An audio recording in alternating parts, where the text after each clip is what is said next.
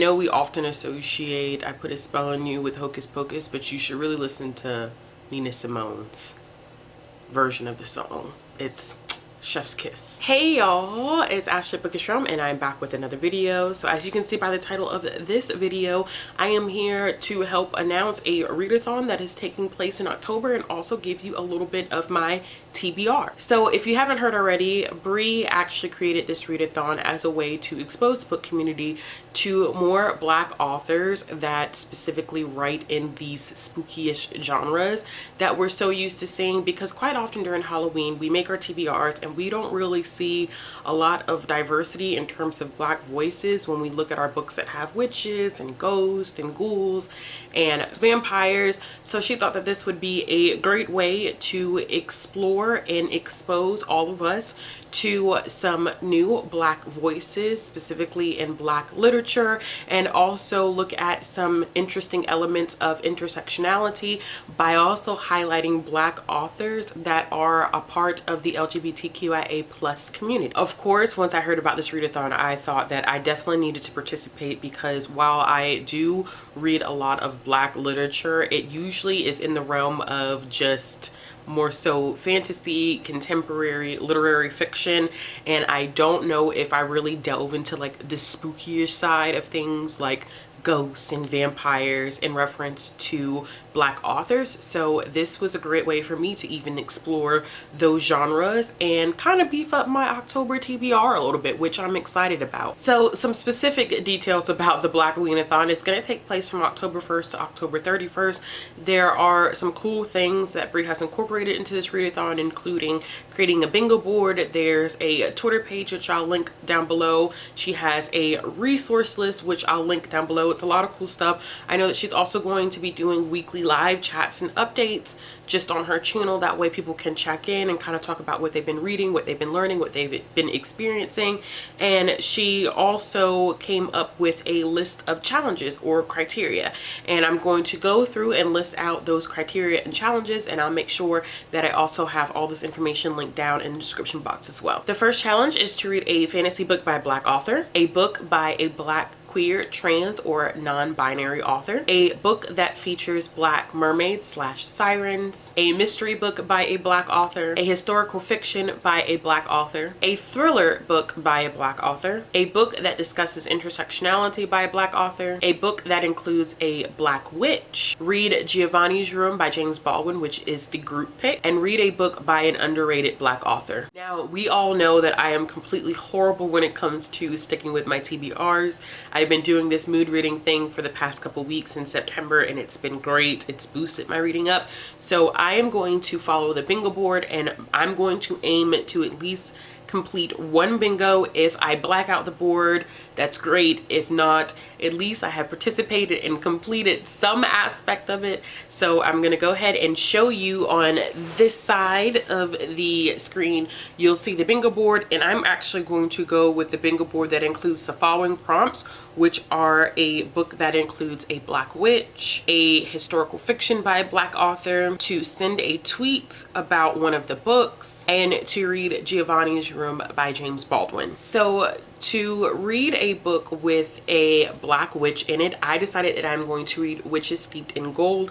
I was greatly and kindly sent an arc of this from the publisher, so I'm super excited to read this. It's based off of two individuals by the name of Jasmine and Irea, which I think I may be saying that wrong, but they are two witches. They're divided by caste, and Irea is a witch that's seeking vengeance, and Jasmine is a witch that refuses to die at the hands of her mother to give her mother more strength or power, which I think is going to be a really, really interesting element. And these two witches form a bond and alliance to take out a mutual threat. I'm sure things go completely wrong, but this is a Jamaican inspired fantasy, which I am so here for. If y'all did not know, I have Jamaican ancestry on my father's side. My grandmother and my grandfather are both from Jamaica. So I am super excited to read this. I cannot wait to dive into it.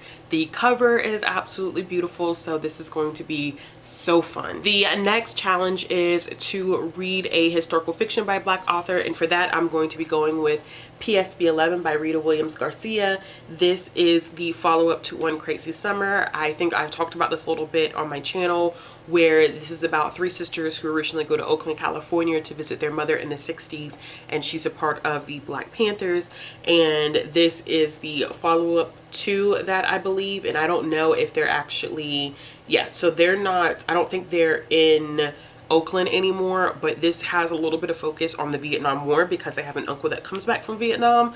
So I'm excited to really pick this one up. I've been meaning to finish this trilogy for the longest time, so yes, it needs to get done.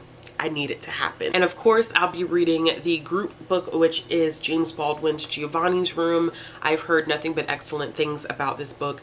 I have never read a James Baldwin book, and I am ashamed to say that on camera that I've never read a James Baldwin book.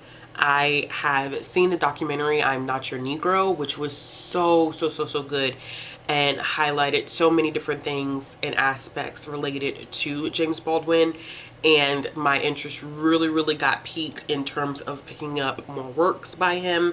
And I've had this one on my shelf for a very long time. I just haven't had the time to pick it up, and it's short, but I think Giovanni's Room is exploring this juxtaposition between passion and death and living up to societal standards. And just knowing what I've read and what I've seen so far of James Baldwin, I'm sure this is going to be deep.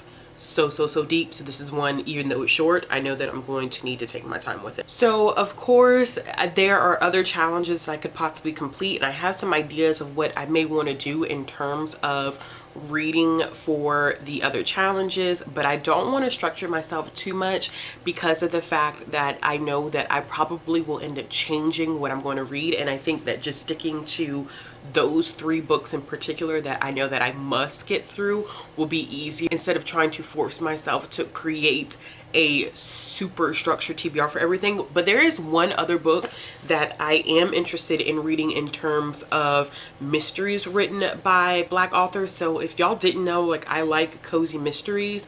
I really enjoy cozy mysteries, but I've always had such a difficult time finding diverse cozy mysteries. They're out there.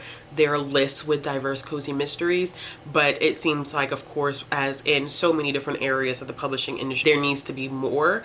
But there was a cozy mystery that I found that I'm really intrigued in reading, and that is Murdered with Fried Chickens and Waffles by A.L. Herbert. So this is a book about a woman by the name of Hallia Watkins. She runs this soul food restaurant, I believe, in Maryland.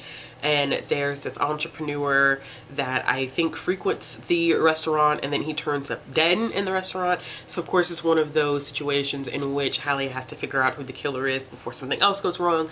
I think that cozy mysteries can be a bit formulaic, but they're so fun, and a lot of them have these twists and turns sometimes that you don't expect coming. So I thought that this one would be a really fun one for me to read in the month. And I think the sequel is already out to this. I can't remember the name of it, but it's something like macaroni and cheese, mac and cheese. But I'm really excited for that, so I probably will pick up the second one as well. And this is one that I will have my eyes on. In terms of recommendations, Bree has also a whole list of recommendations if there's any genre or particular prompt that you're not as comfortable with and you need some recommendations. I would also recommend, I have that vlog for the Black Mermaids and Sirens that I did on my channel about a month and a half ago, so I'll leave that linked in the card symbol if you're looking for some suggestions there. I think Bree has pretty much covered all of the books that I have in that vlog are on her list, but if you're looking for some more thoughts and ideas of like which ones you would want to pick up, I would recommend that. I may do that prompt as well myself and read the last book in the Junbeast trilogy. I haven't quite decided, but I think that may be the direction that I go in. Alright y'all, if you like this video, give it a thumbs up. If you want to see more content from me, click the subscribe button. Remember that all of the information related to the readathon is going to be linked in the description box below. Make sure you check out this readathon. It's going to be super fun. I'm really excited for Bree and that she's doing this, and I'm glad that she's using Halloween as a way way to celebrate Black literature, especially since we don't always see Black witches, ghosts, and wizards and all of that. Like, it's not a commonality. So I'm excited that she's doing this. I think that it would be fun for a lot of people to participate. So if you're going to participate, let me know in the comment box below. I know there's a lot of readathons that happen in the month of October. So of course, if you are participating in multiple readathons, I would highly suggest seeing if you can cross books over from one readathon to another. It usually helps. But as I always say, if you're looking for ways to support my channel, the links will be down in the description box below, as well as links to my social media, and I'll be back with another video soon.